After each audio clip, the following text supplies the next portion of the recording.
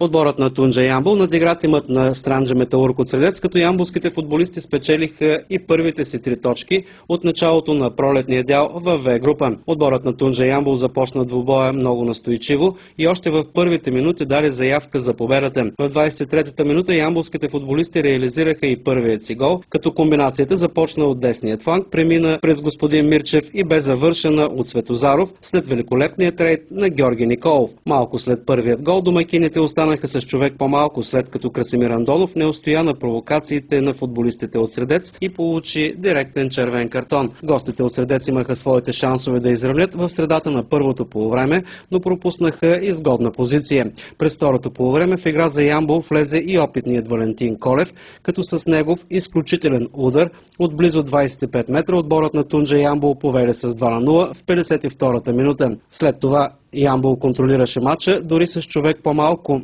Отборът на Тунджа можеше да вкара и трети гол, но Стоян Иванов направи няколко невероятни пропуска.